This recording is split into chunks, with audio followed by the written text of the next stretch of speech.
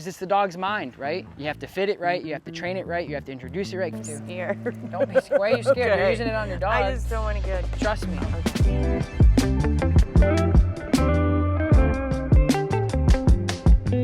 I can let her out like this, all the way over there, right? She'll get her frisbee. Kora, couche. Good. Kora, sit. Sit. Good sit. Down. Good down. I didn't do anything, she just listened to me. So when a dog listens to you, that's great. That's what you want.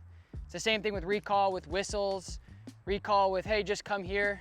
The dogs are gonna respond if they're trained and they're engaged with you. I'm not using the off-leash e-collar for any of that. I'm only using it if my dog decides to take off and go onto oncoming traffic. If you don't have this, you're shit out of luck, period. What matters is when your dog becomes a dog and has a prey drive and says, I'm gonna go literally eat that squirrel and rip its guts out of his body, you have to be able to say, oh, nope, there's a road there, or oh, nope, there's a skunk there, or whatever. So that's the reality of making sure that we're responsible with dogs off leash. When we have equipment on the dog, it enforces things when we need the backup. So when I have an e-collar on her, you'll very, very, very rarely see me use actual equipment with my dog. But I'm gonna keep it on her because I have 1, 2, 3 dogs here that she's never been around, and I never know what's gonna happen. And it's my responsibility to make sure that if something does happen, oh crap, instead of sitting everybody down and saying, hey, can we just never tell anybody about what just happened, and I'm gonna have you all sign an NDA that you can't, no. I'm gonna make sure that if shit hits the fan and reality kicks in, right? And there's some people out there that think, well, just call your dog because they'll listen. Of course she'll listen. You guys just saw she'll listen to everything I have to say, off leash, on leash, with the remote or without the remote. But that's not the point. Just like with kids. I'm standing here with little Timmy and I go like this to cash out, and then they start running across the street because they see Mickey Mouse. I'm grabbing that kid by the back of their head and I'm ripping them this way. And everybody's gonna be like, good job, right? And the kid's like, oh, my hair. And I'm like, that could have been really bad. And they're like, my hair. I'm like, don't worry about your damn hair, right? You almost just died. Correcting a dog has a lot to do with stress. That's what actually keeps them safe in the future. That's why corrections work. We don't want to get pulled over, because last time I got pulled over, I cried my eyes out and the cop was mean to me and I never want to speed again. It was stressful as hell, right? These are the mistakes we learn from. That's the reality we live in. She knows that this stimulation is paired with me because I've conditioned her on it. I did my job. She understands it. She was never, ever, ever, ever, ever corrected with it. She was never stressed by it in the foundational stages. Now this little stimulation, this little thing that she feels like a TENS unit on the dog, right? It's just a sensation. It's you, right? Tap on the shoulder. Here, and let's turn it up so you can feel it. So you, yeah, you have to. I'm scared. Don't be scared. Why are you scared? Okay. You're using it on your dog. I just don't want to get... Trust me. Okay. Watch. Let me know when you can feel it. It's not gonna hurt. And you're using the stim button? Yep. Okay. I hear it more than I feel it. Of course. Now I'm feeling it. Feeling it? Yeah. Wow. 18. Okay. You felt it. Right. Right? Doesn't hurt. Yeah. You go, hey, that's a tingle. Yeah. She's on a 5. And she's listening. She's listening great. And that's awesome. If you condition that way, your dog will 100% respond in that way. But there's some people who don't spend the time to condition. So that's the beauty of using the e-collar or even the prong collar, is my dog listens because I taught them with positive reinforcement, and they listen really well. And I don't usually need equipment. But as soon as you come down to a gunfight and you show up with nothing, and you're like, I got nothing here. I'm screwed. Like, I have nothing of value. Because it's a currency game. I'm either gonna come to you because you have something valuable to me, but what if the value that I'm chasing is better? The only problem is there's a lot of people out there in the world that are using aversives and using tools not in the way that I'm explaining it. That's why I said I think regulation is needed in everywhere. Not only in other countries that are thinking about banning, but in our country too. You have to fit it right, you have to train it right, you have to introduce it right, because it's the dog's mind, right? What can I do except just keep preaching the good preach of this is how it's supposed to be done, but damn if they do it wrong. Place. Yes, good place. Sit.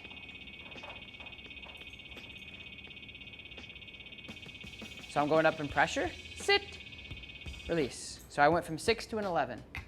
And all I did is I didn't really look at the e-collar. I just went up until she complied. So we went conditioning, correction, conditioning, correction. And the correction was exactly that. That was scary, right? Let's ban them, right? No. It just went from, hey, okay, now you gotta do it. As soon as she commits to me, the pressure turns off and she's back on a 6. You could put a 6 to your face and you won't feel it. So we talked about when to actually use the correction. And again, you guys saw how scary the correction was, right? She just listened instead of didn't. I want to show you, so now what I'm going to do to proof this is I'll preset my correction. So I'm going to go up to a 13 because it's going to be a food distraction. So I'm going to throw this piece here. She's already preset to a 13. Indy, come. Good. Do it again. I'm going to go up to a 16. Indy, come. Yes, good. Yeah. Good calm. So you guys see her shake her head. She's like, I want the food, right? And it's not, she's not yipping, crying. She's not stressed. She's not sitting there panting. She's not sitting there. She comes right back to me and says, hey, just give me food from here instead. That's way cooler, right? So now I'll go back down to her conditioning levels, which is a 6. So I take the food. Indy, come. Yes, good girl. Good job. Good job. Brick, good. Wow. Right?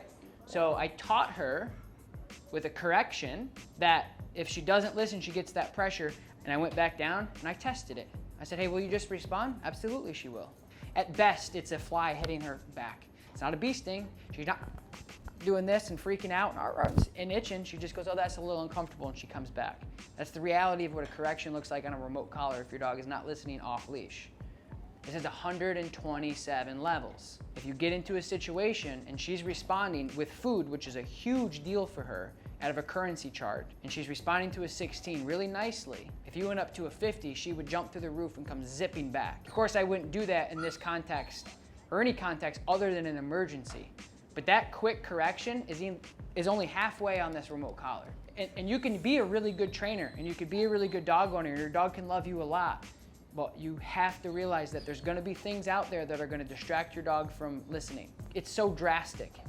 It's like, okay, they don't listen and I look like an idiot out here. Or it's thud. Arr, arr, arr. There's so, and I used to be an animal control officer. So I used to see dogs killed by cars every single day. Every day.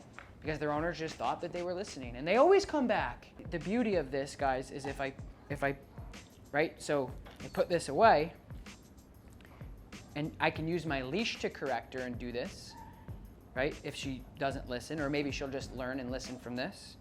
Good girl, good. So I take the food. Indy, come. Yes, good calm, good. Break, right? I didn't use anything, I didn't need anything. So I taught her with that one correction, because she learned, I don't want to get in trouble, I don't want to get punished, I don't want that higher level of correction, so I'm just going to listen to this dude.